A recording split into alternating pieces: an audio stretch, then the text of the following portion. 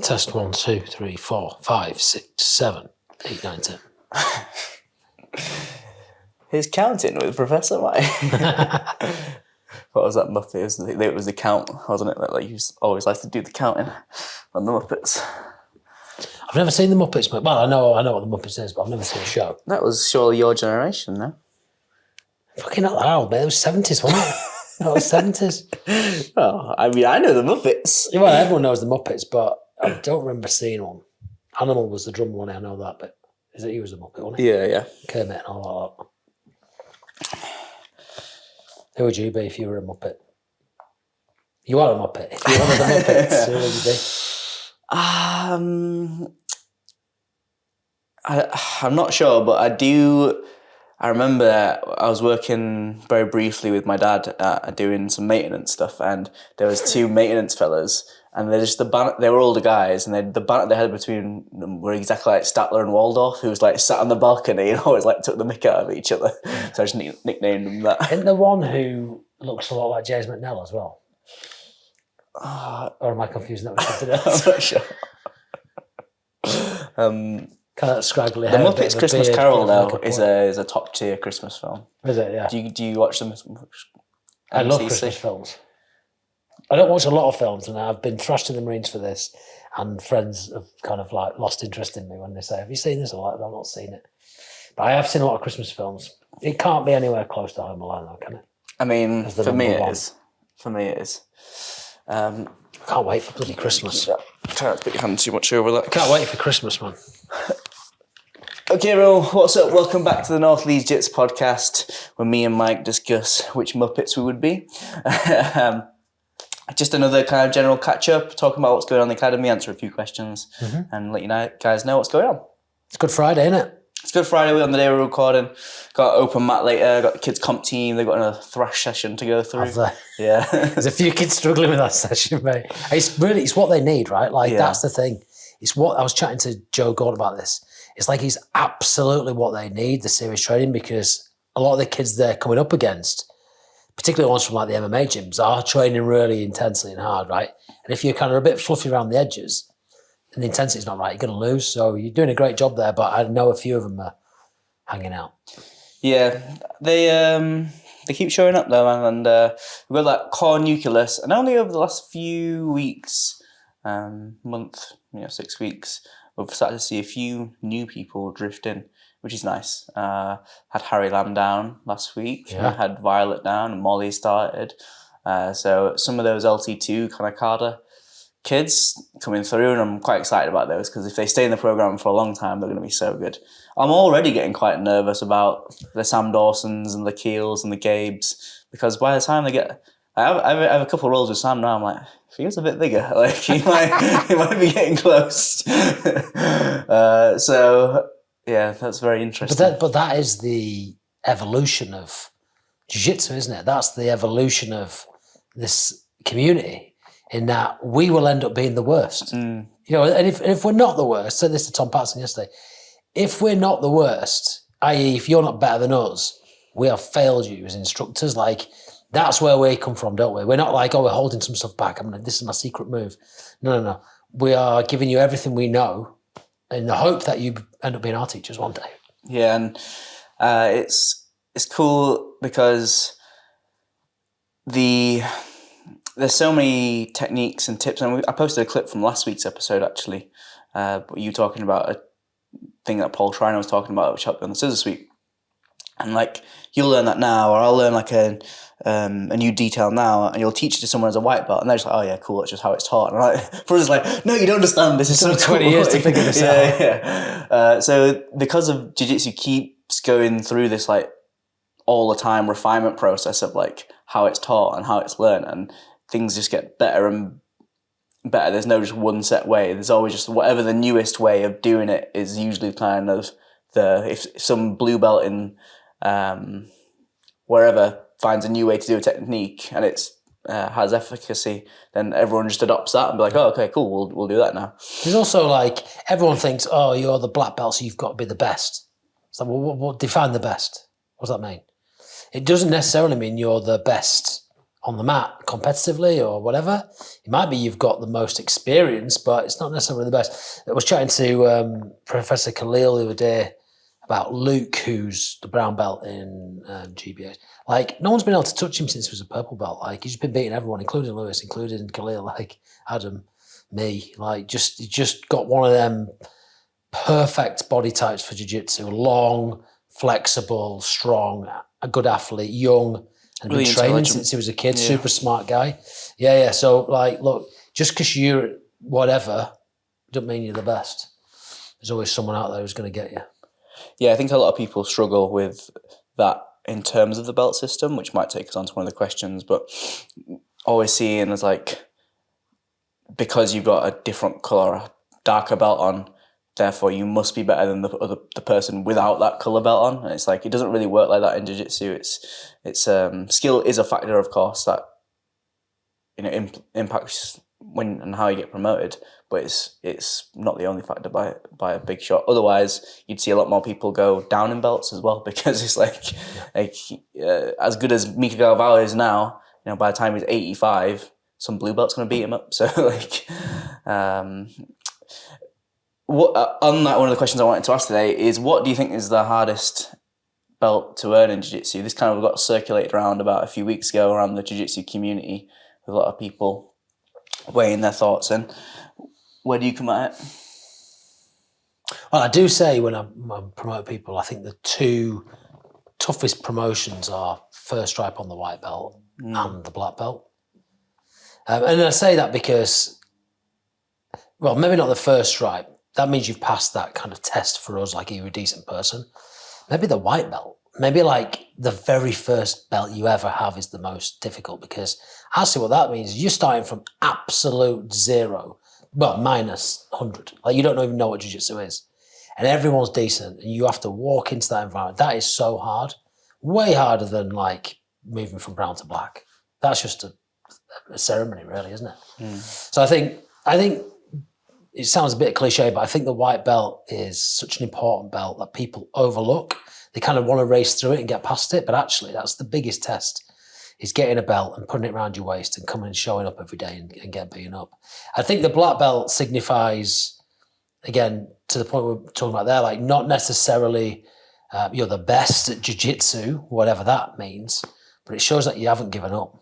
It shows that you've stuck the course and you've reached a certain level of competency, ability to pass on that information, character, and everything else. There's a lot goes into that. So I think those two for me. Yeah, I think when I think about the white belt. Obviously, when I do a lot of the marketing and bringing leads into the business, so I think a lot about how a new student thinks when they're coming in, on a psychological level, just to think about how, okay, what does someone who doesn't know what jiu-jitsu is find themselves in a jiu-jitsu academy? And I think it's easy to forget when you get into that echo chamber of we're all trained jiu-jitsu and that's just what we do, that it's really scary to come in for your first day and to continue on for your first month and whenever you get allowed into live training. And those are all like massive, big hurdles. I think that's like the biggest hurdle in jiu-jitsu, I think, going from someone who doesn't train to someone who then trains. Like everything after that, even I think competing, you are just going to do a thing that you do in a different setting, but it's still something that you do regularly. Yeah. So I've spoken about this before, but the kind of like the 4 areas of learning. So like when you come through the door, you are unconsciously incompetent. Like you don't even know what jiu-jitsu is. You don't even know you can't hip escape. You don't even know what a hip escape is. People are just moving around and doing whatever. I think the toughest bit is when you progress to the next stage, which is the conscious incompetence. So like, how shit you are. Like, you are bad at jiu-jitsu. Everyone's better than you. You lose every single time. That is really hard, man. As any human being, because we don't do that well. But that's where the real value is, right? Like once you become consciously competent, blue belt, purple belt, brown belt, whatever. Thank you, mate. Or maybe like a black belt when you're unconsciously competent. So I'm not even thinking about what I'm doing. It's just happening. It's way easier. It's literally way easier. I was saying this to Ross last week, Ross Baston, like the more you know in jiu-jitsu, the less you need. It gets easier in a way. The standard is tough because now you've got that symbol, it's like they say in the Marines, right? Like earning your green beret is the easy bit. Like being a Royal Marine Commando every single day is the hard bit. And it's the same in jiu-jitsu. Once you get that colour belt around your waist, whichever colour that is, people expect a certain standard of you. Not just on the mat, but also outside of the mat. I think the standard you also place on yourself is a difficult one. I remember my most enjoyable promotions, like stripes, was all in the white belt, because it was just like, so there was still no expectations of you. You didn't have any expectations of yourself. Like, I wasn't someone who really thought, oh, I'm a 3-stripe white belt, I mean, I have to beat 2-stripe white belts. I wasn't really like that. So, do you remember yourself back as a white belt? I was thinking about you the other day, actually. Yeah, I do mainly at Harrogate, not so much when we started at Leeds originally for a couple of months. But what year did you start to? 2015 was when we and you did like 2 and a bit months at GB Leeds. I remember saying to you, I think it was at Harrogate, you'll remember better than me because you're always telling me what I used to say. Something about like you tap into it. You were giving stuff up too easy. Yeah. You were, and like and that's what I was thinking about the other day, like how far you've come. Because like you are not that now. You're really tenacious and really, you've got an intensity to you when you roll, which is great. But you didn't have that at white belt, right? No, yeah, I think again, it's when you take advice as a white belt almost as a wrong way, and I kind of took it as like humility to the point of underconfidence and not trying in a way. So it's like I'm like very accepting of things. I'd be like, okay, so I'm gonna do this. Okay, they passed my guard. That's cool. I get to work my I get to work my escapes. Okay, they're in my okay. Right, I'm gonna. Okay, they got the submission. Tap nice and early. Happy days. Like, well, reset. Let's go. And it was never really. I never really saw it as. I never really understood the intensity and correct physicality you needed to put in. Obviously, there's a fine balance between using too much physicality, and I was always wary of staying on the, more technical side of that. But then also being one of the smaller people in the room, if you bring very little and you just started, you kind of end up just being a bit of a jellyfish. Yeah, it's that analogy of the dance I use, right? Like, you could be, you can be in jiu-jitsu, like you say, too intense, and that is not a nice experience for your partner. But if someone's so compliant that they're just flopping about and tapping every time you touch them, that's not enjoyable either. Because I want to see what my jiu-jitsu is. I want to see what happens. And you're not allowing me to feel what happens, really. You're kind of tricking me into thinking I'm good. So yeah, it's interesting. I mean, I think it's a lovely way to be. I think being accepting and being humble and having humility is a wonderful thing. I don't want to take that away too much. And we certainly don't want to say you've got to be an absolute crackpot on the mat. But there's got to be that balance, hasn't there? And I think the way to approach it is to say, okay, like, what does this role need to feel like for my partner? They need to, if they're applying a submission, they need to know that submission is effective and efficient and accurate. And if you just put your hand in the collar and touch the neck and they go, yep, that's not teaching anyone anything. Yeah. Now I think I probably play on a fine line of going too far the other way, where I'm like, you really have to tap me to tap me. Well, have you noticed my nose here all ripped off? I'll tell you about this the other day. I was rolling with James McNally on a Monday. I don't normally stay late on Mondays. And that's why he came into my mind when we were talking about the Muppets earlier. No offence, James. I was rolling with him and I passed his guard. We're inside control. I was on top. He starts telling me a story about James Francie Frost. And I start talking to him. I'm like, oh, that's interesting. Boom. And he whacks this buggy choke on me. It's like proper tight. And I could feel in his body like he was squeezing hard. And I was like, face was compressed into his thigh. And there's that moment where it's like, this is tight. Yeah. This is tight. It's probably tappable, this, because I can't breathe and I can't get out. But all that was running through my mind was, you've tricked me into this with your conversation, so there's no way I'm tapping. You're going to have to put me to sleep. And I've taken all of the skin off my nose, nice, getting out of that submission. But well done, James. You got close.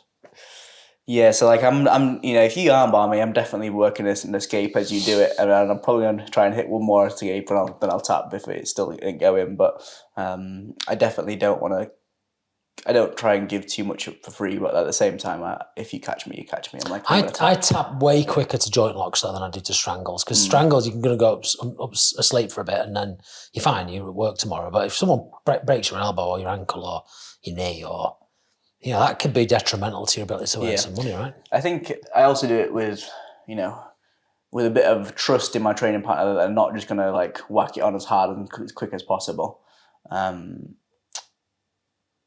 Obviously, it's not competition, but that's the only way you can really practice those late stage escapes is with a lot of trust in your training partners. Well, it's exactly what I'm saying. Like, if you're submitting, just because you are better at jiu-jitsu at someone in that moment and you've found yourself to a dominant position, you've passed the guard, you've pinned someone, you've got a submission, let's say it's an armbar.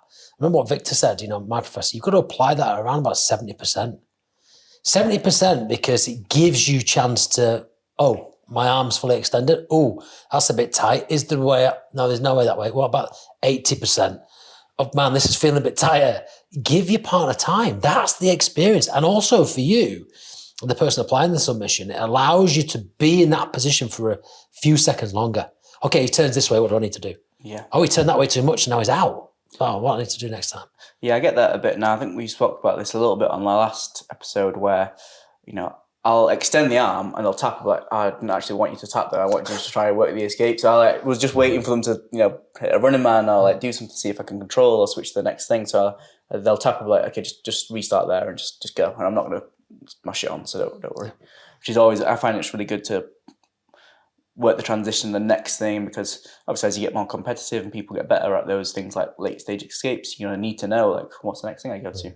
What do you think, sorry, taking a backward step, what do you think is the most difficult promotion in jiu-jitsu then? Well, obviously I haven't had all the promotions yet, but the most difficult... Well, up to this stage. For me, on a personal level, brown belt was definitely the most difficult because I felt very undeserving of it.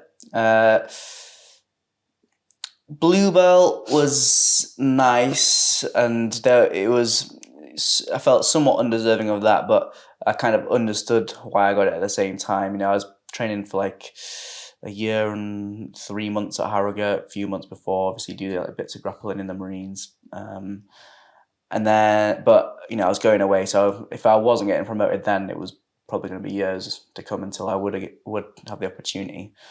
And then, by the time I was getting purple belt, that was interesting. I don't remember it too much. I know I was training just under like 3 years total. It was like 2 years, 10 months or something since Harrogate. But running like a full-time academy. Yeah. Coaching all the time. Yeah. It's a bit different. And then that was good. I started to train more at other places as well, like going to Victor's and going to London every now and again to train. So that was good.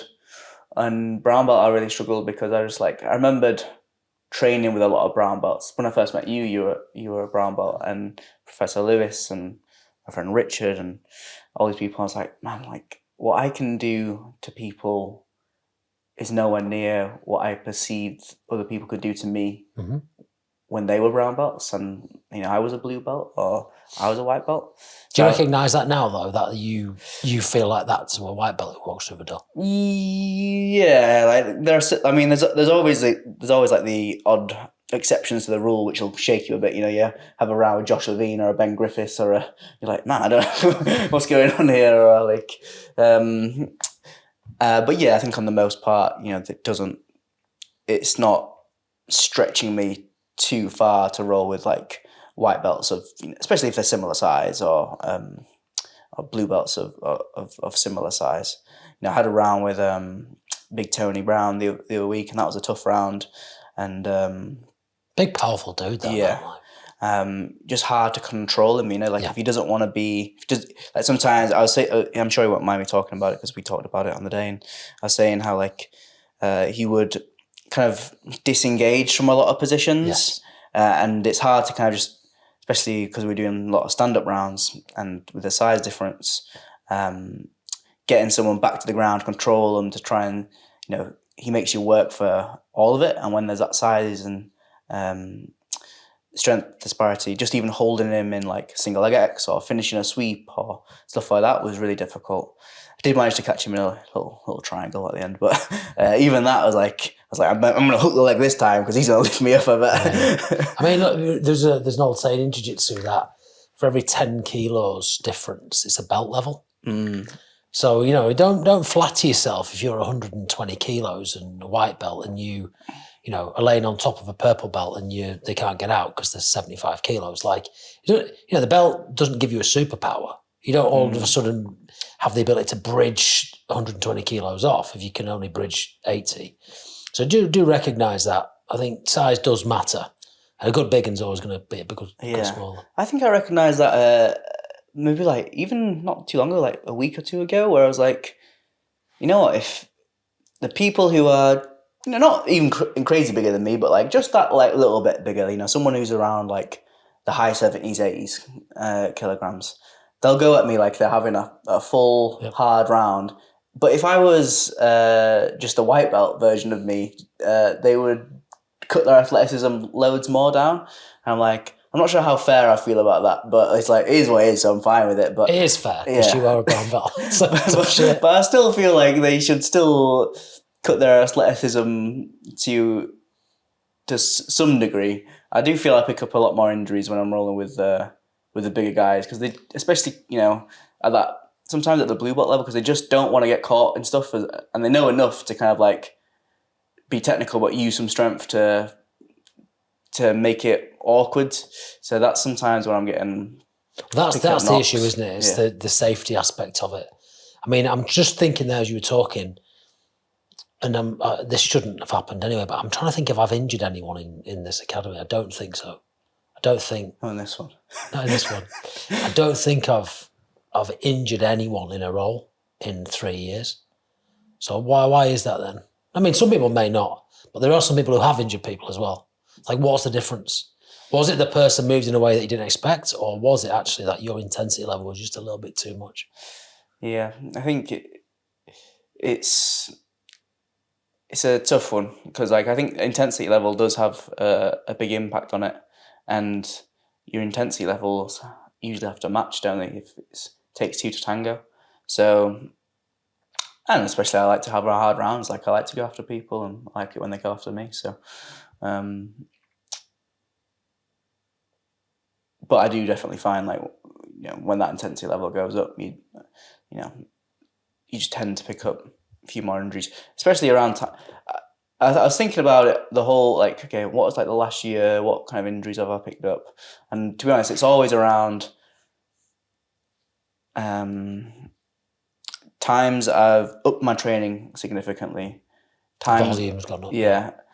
Times I've been trying to diet, being low on calories, and times I've been like, all right, I'm going to train like a lot harder for some reason, like in not necessarily volume but intensity in it. And I'm like, okay, yeah, like all three of those times I've been trying, I usually pick up some kind of injury.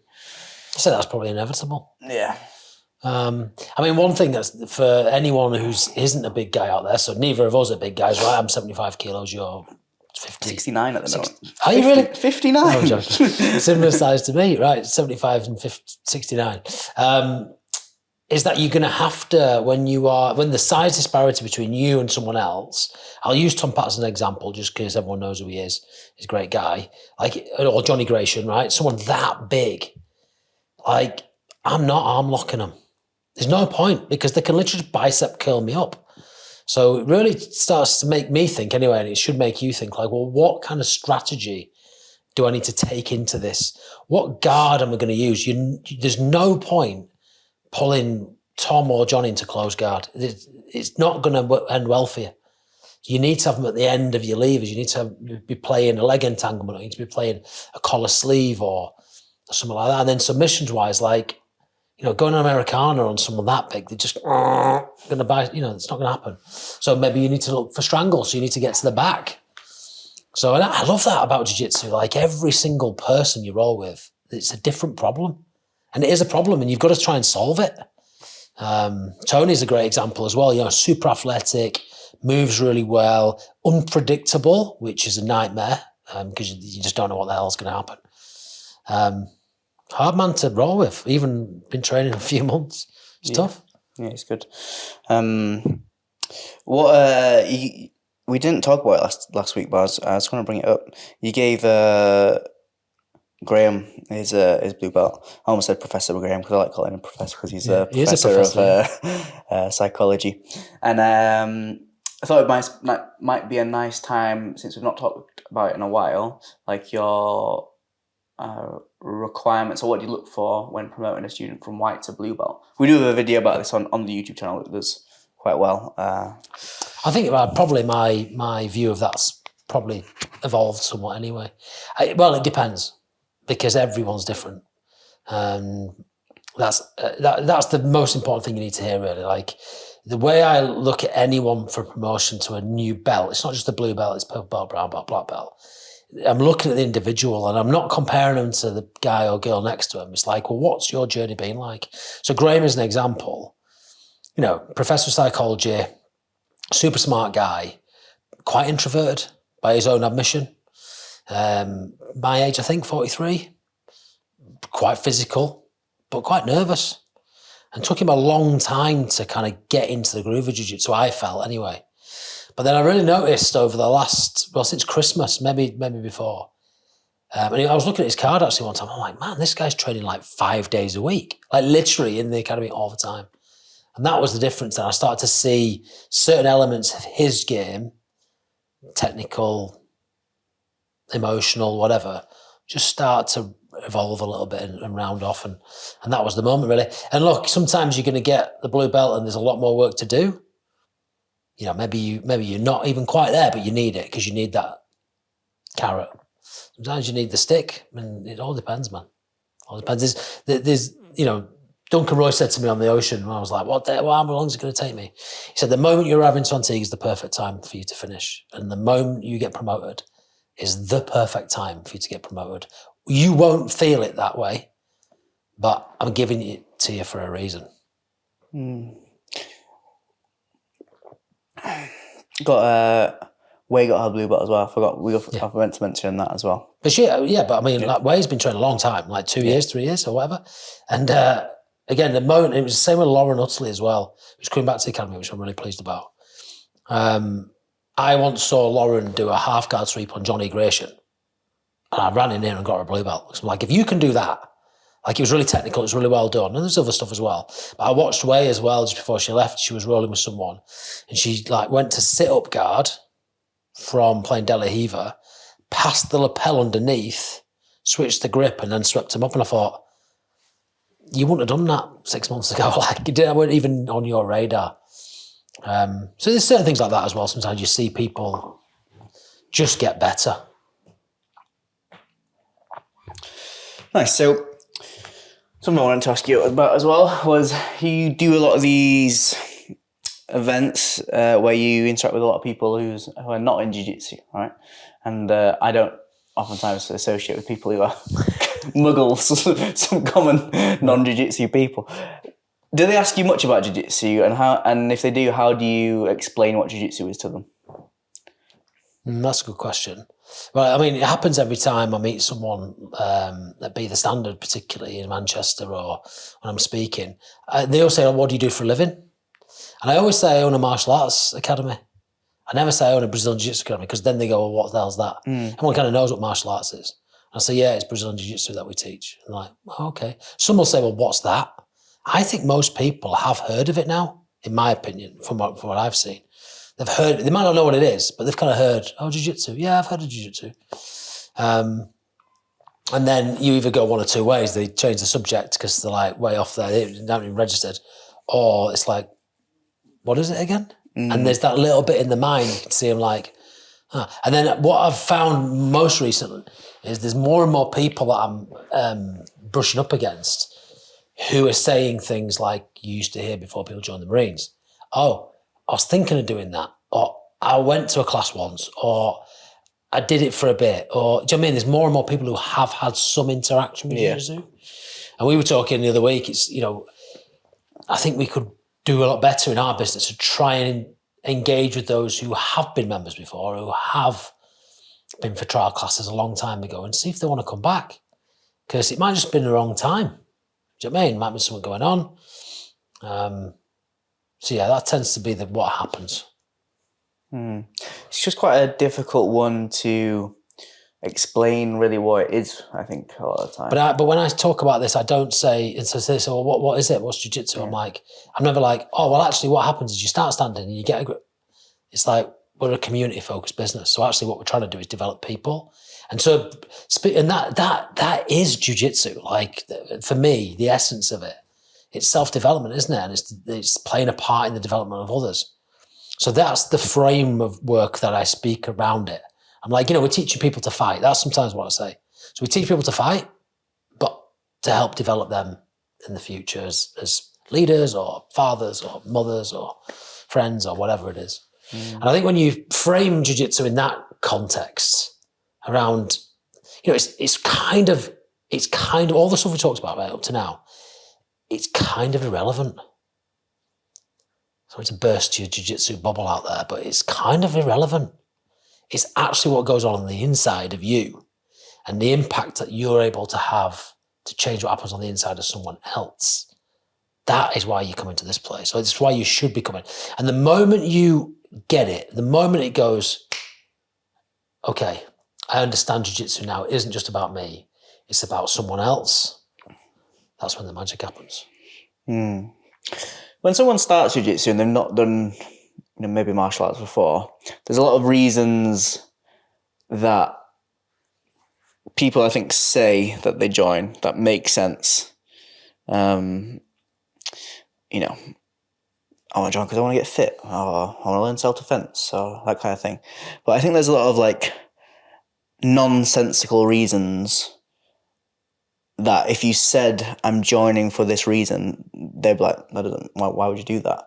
But are really the thing that people just are either unaware of or not willing to say. I think the community aspect and having that bit of a purpose and the hierarchical nature of it does have a big impact on people. Yeah, you're kind of either running away from something or running towards something in life all the time, right? And so everyone's reason, they either want to come in, they're engaged because they want to do this, or actually they're fucking terrified of life and they just need something to try to help them. But it's actually admitting that to yourself. And sometimes it's only by participating. What was I talking to the other day? There's someone who left the Next 45 community and they sent us a message. It's really sad when anyone leaves a community, right? We feel it here because the benefit that they could have had from staying in. And the reason they used was I'm just really too busy. I'm like, that's why you need this place. That it's the same here. I can't do jiu-jitsu, I'm too busy. It's that's the most important time to come and spend this time with other people. Yeah. New babies, new job, stress, relationship breakdown, whatever you want, that life's going to throw at you, which it will. This is your one constant for most people, and it's vital. I had someone we both know really well, and I was saying, when are you going to start jiu-jitsu? And they were saying, I want to, but they can only commit once a week, and they really feel like they need to commit at least twice a week to it. They've got kids to look after, and et cetera, et cetera. I was like, I get it. Twice a week is probably what I'd say in terms of what you need to get out of it. But their kids training stuff here, but I've also seen a lot of people who say I'll do twice a week, and then all of a sudden they're here because that's what I can do. Work won't let me do anymore, and then all of a sudden they're here 4 or 5 times a week because your priorities shift, and the things that you thought you couldn't do now become stuff that I need to do this. Because Sam Hewitt, man, we always talk about Sam as this in this context. I literally remember him. I'm Farouk. Remember Farouk came in. It was just me and you, I think, maybe on the roll. Maybe you weren't there. He was like, I can't, either I'll join, but I can only join for a couple of months, or I can't join because I'm moving back to Hull. And then now he's our first lead coach. And same with Sam. Yeah, I'm not going to get into this jiu-jitsu shit because I want to bodybuild still and I want to do this. And next thing, the bodybuilding's out the window and jiu-jitsu takes over. So you've got to give yourself the opportunity, I suppose, to experience it. And I think that's the sadness, really. It's, okay, if you come to jiu-jitsu and you don't like it, that's cool. Not everyone's going to like it. That's absolutely fine. But if you've never tried it,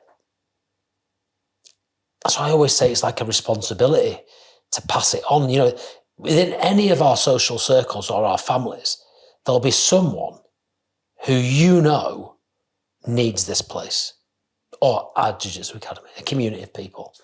For whatever reason, it's kind of your fault if they don't come down for a trial class. That's a pretty harsh way to say it, but it is. Because if you're not sharing it, which is what we founded this place to do, right? To share jiu-jitsu with other people and to give them jiu-jitsu, then it's pretty selfish, man. Yeah, it's tough. I remember we ran a few Red Shield referral campaigns where we incentivized like super heavily. Like we did some like crazy offer where it was like, look, if this doesn't work, people just don't want to refer people. Yeah, it was, I think refer 3 people, get the rest of your year for free. That's right, yeah. I just flopped. No one did like anything. I think one person referred one person. So it's obviously there's some tough barrier for people referring other people, like whether it's because you don't want to seem salesy or like you're pushing something onto other people, whether you just talk to all your friends about it already. Maybe all your friends are actually just here at Jiu-Jitsu already, like that's why you came here. It'd be interesting to dive like into the behavioral kind of psychology of that, like where does that come from? Something I want to start to do is more referrals around people who just joined the academy. Like when you're fresh to jiu-jitsu and you just joined, I think that's probably when you're most likely to try and say, hey, existing friend, like come and do this thing with me. It's really fun. It's really cool. Yeah. I've just drafted the journal for Next 45, which if you don't receive it, you can go on next45.com and get a free copy every Sunday. So I kind of curate it and Joe and Johnny feed into it. And Johnny's piece this week that we're using is about insanity, like the definition of insanity that Einstein used, repeating the same thing and expecting a different result. And there's so many things you can list, and Johnny lists them down, like, if you carry on doing what you're doing for the next 5 years, like, what's your bank balance look like? What do you look like? What do you feel like? What's your relationship like? What's your sex life like? How big's your waistline? How big's your whatever? Like, if you don't do anything about that in the next 5 years, nothing's going to change. You're going to blink and you go, oh my God, it's 2029 and I'm still overweight, still got no friends, still got, I'm still drinking every night to ease the pain, whatever it is. So really, it's like giving the gift of jiu-jitsu to someone is giving them the opportunity to change potentially, right? And find, this week, a member brought in their friend who's struggling quite a bit at the moment. And it's such a beautiful thing to see that. Like, you need to come to the place that makes me feel good because I want you to feel good. If it's salesy, man, it's the best thing ever to sell. You're selling hope, aren't you? You're selling longevity. You're selling social connection. It's like, you're not selling learning how to strangle people. That's a byproduct of what we're trying to achieve here. Yeah. Other academy ongoings, anything we want to tell people about? We've got the movement seminar that you've just advertised. Yeah, with Akil.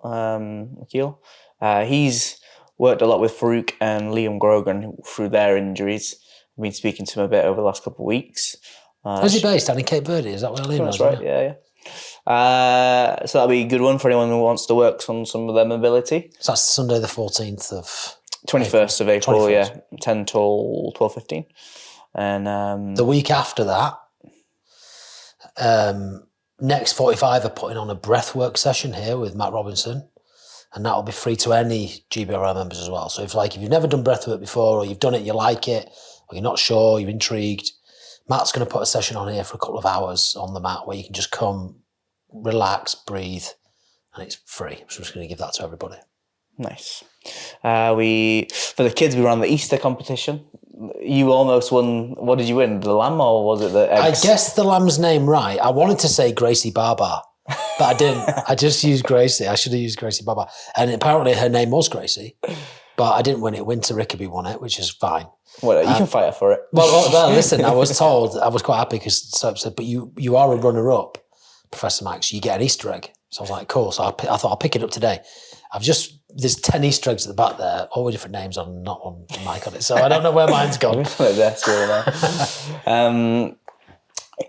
if you walk into the academy, you can see that the TV now has a lot of updates. So if you if you're walking through reception, just keep an eye on that, because there'll be a lot of academy updates as well. Things like seminar dates and competition dates and like open times for bank holiday, like today. A lot of that will be on there. So just another way for you guys to keep an eye on what's going on in the academy. Yeah, I was trying to just improve our communication with you, really, and just find different ways to give you the information so no one misses out. So another thing we're doing is we could bring in back the kind of newsletter that we used to send out called Matt Matters. We're going to call it the Rolling Report.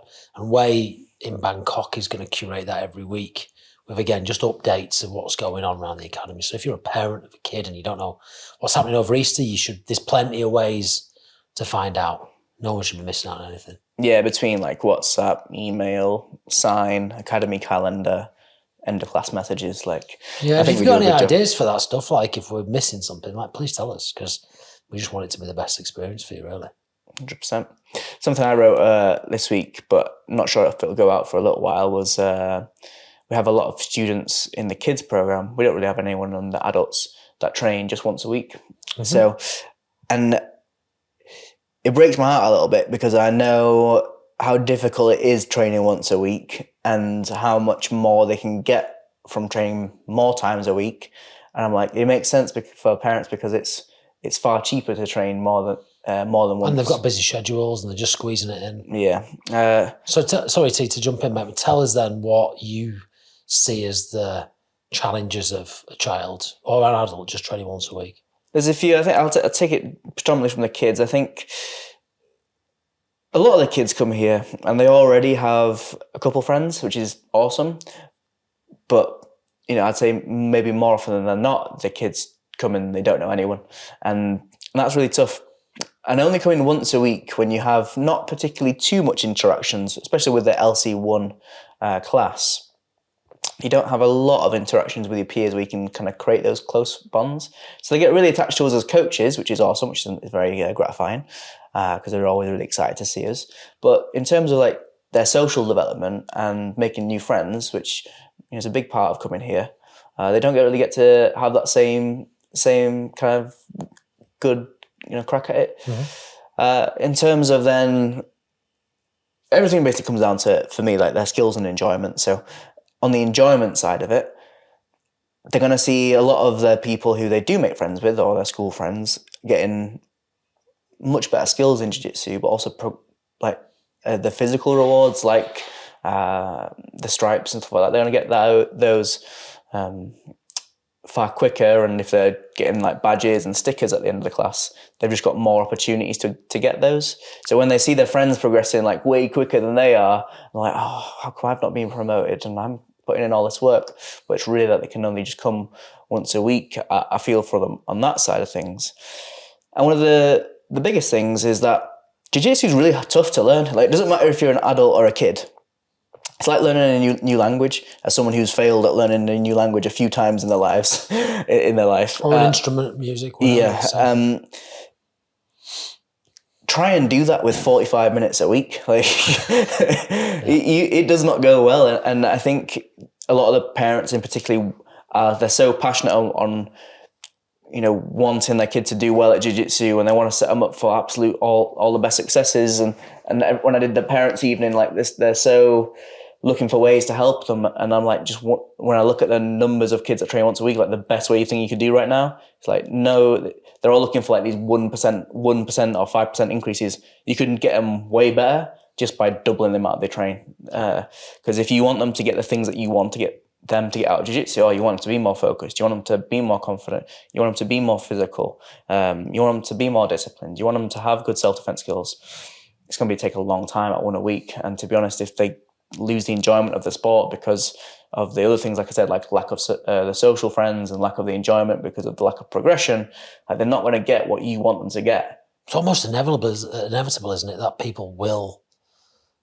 fall out with it if they're doing it once a week. In a way, like when you frame it that way, it's almost inevitable, particularly at that age for the kids, but also for adults, when they see their peers getting promoted and moving kind of beyond them and getting better.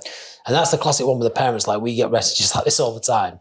Like, oh, I think you might have missed, Johnny's promotion for the last few times because they're just looking at Johnny and Jimmy, but what they don't realise is Jimmy's training 3 times a week. Yeah. So this kid's just flying a completely different trajectory to Johnny, and it's a tough one.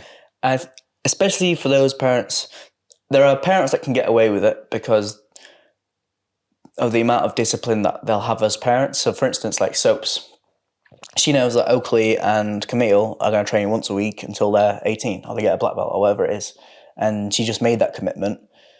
Unless you kind of had that conversation with your kid and said like, okay, we're going to take this slow, but you are going to do it for a long time. And there's not really anything you can do about arguing about it. It's like going to school or brushing your teeth. Then that's one way you can get around that. But otherwise, if it's let's try it out for once a week, and if you like it, if you don't like it in 6 months, we'll stop. I'm like, well, they're probably not going to like it in 6 months because it's already a tough sport to get good at, and we tend to like things that we're good at, and like the things I just mentioned about the social and the enjoyment stuff. So I think when you want to set someone, like a kid in particular, up for success, like let them immerse themselves in it, like let them really understand what it is. And if you want to do 6 months, do it 6 months that way. Like, okay, we're going to come 2-3 times a week for 6 months. And if you don't like it at that point, let's stop. Not 1 a week for 6 months, because you've not really had a good shake at it. Kids do have really busy schedules. I know as a parent of 2 boys, really busy. And like way more busy than I had when I was a kid. And as parents, you want to expose your child to, I would suggest, certainly I do, just as many different things as you possibly can to see which ones they kind of go with. I'm completely biased saying this, right, of course, because, we run this academy, but if I was going to pick one thing that I thought could tick the most amount of boxes, you kind of spoke about those boxes a minute ago, like this would probably be it. Like football ain't going to give you half that stuff. Rugby gives you the physicality, but it might not give you the self-confidence to stand in front of a group of people or whatever. You could hide on the wing, you could hide out the way. Gymnastics, maybe, but I think there's so many positive benefits, and that's not even talking about the ability then to be safe in the world physically as a woman or as a man. It's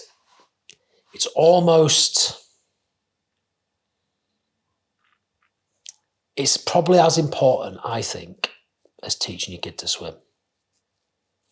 Because if something happens out there when they're 18 and they're in town and they haven't got a clue about confrontation or what confidence looks like or physical altercation, if they haven't got a clue, if they're unconsciously incompetent about that scenario, that is the same as them falling into deep water, because they are in deep water. And guess what? It could be fatal. So just having you don't have to be choking people out on Brigger, but you can just creating space, being confident enough and saying that's not acceptable, does not just happen. That is a learned skill that we're trying to give all our kids, aren't we? 100%. Not necessarily I think a lot of the times it goes past that, if, we talk to them like, oh, if there's a bully in the playground kind of thing. But I think more of the skills we're trying to give them is like, when you see that thing that is below the standard of the values that you would like to see in the world, like being confident enough to say, hey, that isn't right. Whether that's someone like, that can just like spits out a cigarette and put it on the floor, and you being confident to say, hey mate, can you pick it up? Like you're littering, or all the way up to someone hits their girlfriend in the street. Like you're either going to be the person that walks past that and that's now the standard that you accept in the world, or you're the person who can say, excuse me, that isn't right. Like you need to leave. And really the only way you can have confidence in those situations is by having had a lot of other physical confrontations where you've got a real confidence where you can stand up and look at someone in the eye and say, that wasn't right, without the complete fear of, but what if they say something to me? No, but the irony of it, of course, is the more confident you are, the less likely you are to be in a violent altercation. If you are a victim, then something's not going to happen good. Yeah. So yeah, just that self-confidence itself. We had it recently with my son. To tell you a little quick story. So Gabriel wants to join the Marines, right? So I bought him this kind of like Marine Bergen backpack thing. It's absolutely massive. It's too big. It's about as big as this sofa. It sticks out. He kind of struggles to school every day with it. And all the older kids at school have been booting it as he walks through the corridor. So he was off to school on the other morning. My wife was working away. And he had his other bag on. I was like, oh, where's your bag? It's like, oh, I've changed it. I said, oh, why have you changed it? I thought you liked your marine bag. He said, yeah, all the year 10s keep kicking it when I'm walking down the corridor. I'm like, go get your bag. This is the time. This is the test. That's why you come in here. The next time they kick it, you turn around and say, don't do that again. And they're going to give you shit and they're going to push you around, but you stand up for yourself. I'll tell you what, if you do that once, they won't do it again. And if Gabe got into an altercation with any of those guys, I think he'd do all right. Do you know what I mean? I think you'd be all right. If you get them on the floor, they're screwed. So, yeah, I think got to bring this stuff into reality a little bit in our conscious and trying to see the benefits more broadly than just another activity. 100%. Right, Professor, good chat. We've done really enjoyed that. Just great. Just under an hour there. We'll catch you all next week. Well, I'm not sure. Are you around next week? I am around next week, yes. With me, Mike, and who knows, maybe we'll bring Ziggy back. Maybe Loki the dog will be around. We'll move the cat. Yeah. And maybe some members. It's like Blue Peter all over again. Have a wonderful Easter, everyone.